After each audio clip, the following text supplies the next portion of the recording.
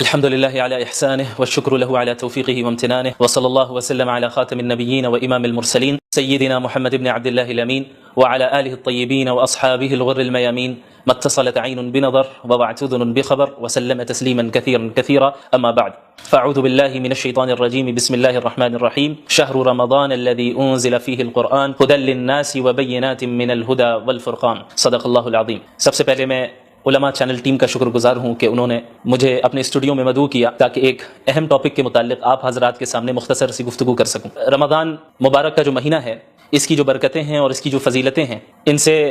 ہر ایک مسلمان واقف ہیں. آپ صلی اللہ علیہ وسلم کی احادیث میں اور اس سے پہلے خود قرآن کریم میں اس مبارک مہینے کی فضیلتوں کو بیان کیا گیا ہے. جہاں اس مبارک مہینے کی مختلف فضیلتیں ہیں، انہی میں سے ایک خاص فضیلت اس مہینے کو جو حاصل ہے وہ یہ ہے کہ قرآن کریم کے نزول کی ابتدا اسی مہینے میں ہوئی. اسی لیے قرآن کریم میں اللہ رب العالمین نے سورۃ البقرہ میں فرمایا کہ رمضان کا مہینہ ہے جس میں قرآن کریم کو نازل کیا گیا، جو کہ تمام انسانیت کے لیے ہدایت نامہ ہے. تو ہمیں اس آیت سے معلوم چلا کہ رمضان کے مہینے کا قرآن کریم سے اور قرآن کریم کا رمضان کے مہینے سے ایک گہرا تعلق ہے، ایک گہری نسبت ہے. اس نسبت کو سمجھنے کے لیے ہمیں قرآن کریم کے نزول کے مقصد کو سمجھنا ہوگا کہ آخر قرآن کریم کے نزول کی ضرورت ہی کیا تھی، اور اللہ رب العالمین نے اپنے آخری نبی محمد الرسول اللہ صلی اللہ علیہ وسلم پر اس مبارک کلام کو کیوں نازل کیا. اس کا جواب بھی قرآن کریم میں ہی موجود ہے. اللہ رب العالمین نے فرمایا کتاب انزلناہ الیک مبارک لیدبروا آیاتہ ولیتذکر اولو الالباب، کہ یہ وہ مبارک کتاب ہے جسے ہم نے نازل کیا تاکہ لوگ اس مبارک کتاب میں تدبر کر سکیں، غور و فکر کر سکیں، اور عقل والے اس سے نصیحت حاصل کر سکیں. ان ھذا القرآن یہدی للتی ہی اقوم، یقیناً یہ قرآن کریم ایک ایسی کتاب ہے جو بالکل سیدھے راستے کی طرف رہنمائی کرتی ہے اور ہدایت دیتی ہے. لہٰذا ہمیں معلوم چلا کہ قرآن کریم کے نزول کا مقصد تمام انسانیت تک ہدایت پہنچانا ہے، اور تمام انسانیت کے لیے ایک ایسا راستہ واضح کرنا ہے جس راستے کو اختیار کر کے ایک بندہ ہمیشہ ہمیش کی جنت میں داخل ہو سکے اور جہنم کے عذاب سے اپنے آپ کو بچا سکے. یاد رکھیں کہ اللہ کے نبی صلی اللہ علیہ وسلم تلاوت کلام اللہ اور قرآن کریم کو پڑھنا، اس کا دور کرنا، اسے سمجھنا، اس کی تعلیم دینا تو پورے سال آپ صلی اللہ علیہ وسلم کا یہ معمول تھا. لیکن رمضان المبارک میں مزید اہتمام کے ساتھ آپ صلی اللہ علیہ وسلم اس عمل کو انجام دیتے، یہاں تک کہ حضرت جبریل علیہ السلام ہر سال رمضان کے مہینے میں آپ صلی اللہ علیہ وسلم کے پاس تشریف لاتے اور قرآن کا دور ہوتا. اور آپ صلی اللہ علیہ وسلم کی زندگی کا جو آخری رمضان تھا، اس میں حضرت جبریل علیہ السلام کے ساتھ اللہ کے نبی صلی اللہ علیہ وسلم نے 2 مرتبہ قرآن کریم کا دور کیا. تو قرآن کریم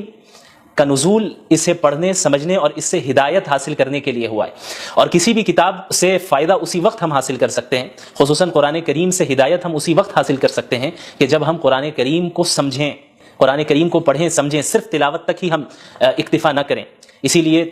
اللہ تعالیٰ نے انبیاء علیہ الصلوۃ والسلام، خصوصاً محمد رسول اللہ صلی اللہ علیہ وسلم کے متعلق سورۃ الفرقان میں یہ بات بھی اللہ رب العالمین نے بیان فرمائی کہ وقال الرسول یا رب ان قوم اتخذوا هذا القرآن مہجورا. اللہ کے نبی صلی اللہ علیہ وسلم قیامت کے دن شکایت کریں گے اللہ رب العالمین سے کہ یا اللہ، اے میرے رب، میری قوم نے قرآن کریم کو چھوڑ دیا.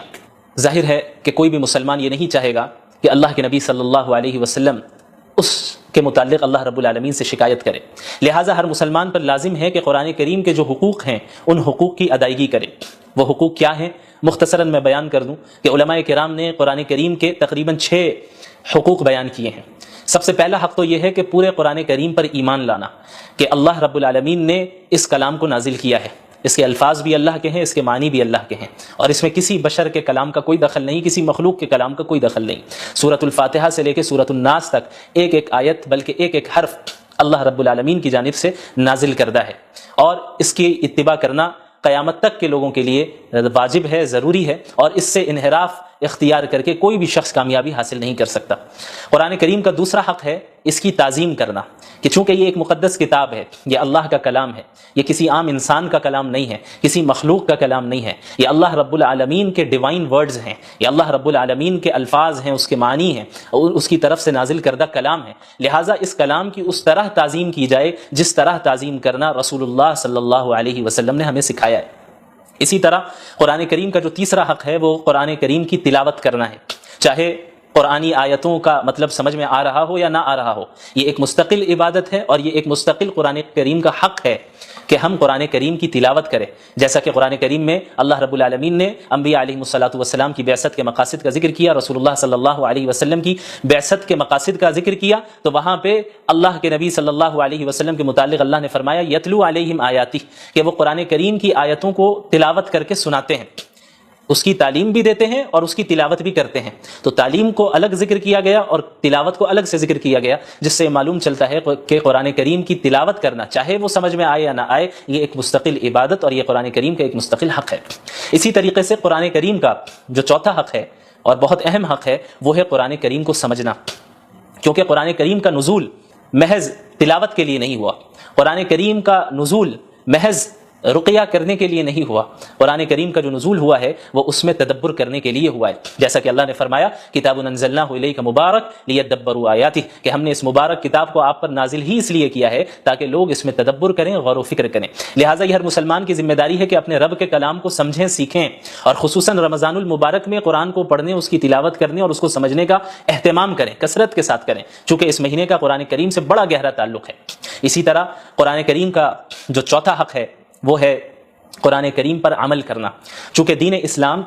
محض ایک آئیڈیالوجی نہیں ہے، محض ایک فکر نہیں ہے، یا کوئی فلسفہ نہیں ہے کہ جسے کسی نے پیش کر دیا اور جس کا عملی زندگی سے کوئی تعلق نہیں ہے، بلکہ قرآن کریم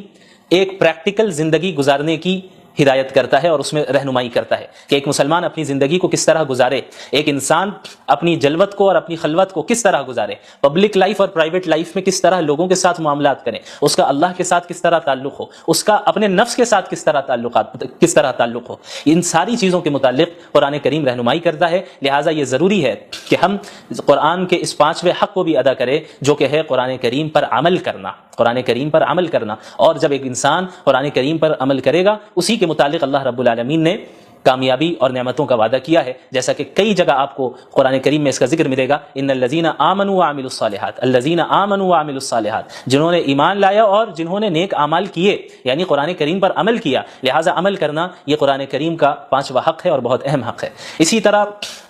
قرآن کریم کا جو چھٹا حق ہے جو کہ علماء کرام نے بیان کیا ہے اور یہ بھی بہت اہم ہے، ان حقوق میں سے ہر ایک حق اپنی جگہ پہ اہمیت کا حامل ہے اور ان سب کو ادا کرنا ضروری ہے. جو چھٹا حق ہے قرآن کریم کا وہ ہے اس قرآن کریم کی تبلیغ کرنا. یا ایھا الرسول بلغ ما انزل الیک من ربک، یہ حکم سب سے پہلے اللہ رب العالمین نے محمد رسول اللہ صلی اللہ علیہ وسلم کو دیا اور محمد رسول اللہ صلی اللہ علیہ وسلم کے واسطے سے تمام امت مسلمہ کو دیا. اللہ رب العالمین نے فرمایا کہ اے رسول آپ کے رب کی طرف سے جو کچھ آپ پر نازل ہو رہا ہے اس کی تبلیغ کریں، اسے دوسروں تک پہنچائے. کیونکہ دین اسلام محض کوئی نسلی مذہب نہیں ہے، جس طرح یہودیت ہے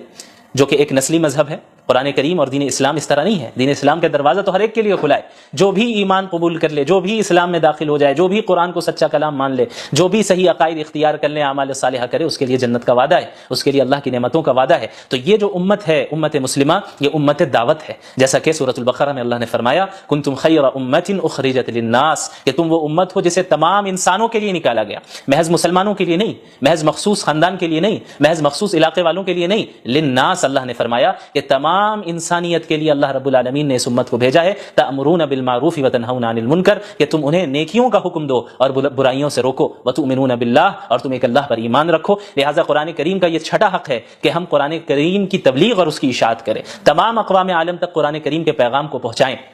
اور اس فریضے کو ادا کریں جو فریضہ اللہ کے نبی صلی اللہ علیہ وسلم کو اللہ تعالیٰ نے دیا اور اللہ تعالیٰ کے نبی صلی اللہ علیہ وسلم نے خصوصاً حجۃ الوداع کے موقع پہ امت مسلمہ کو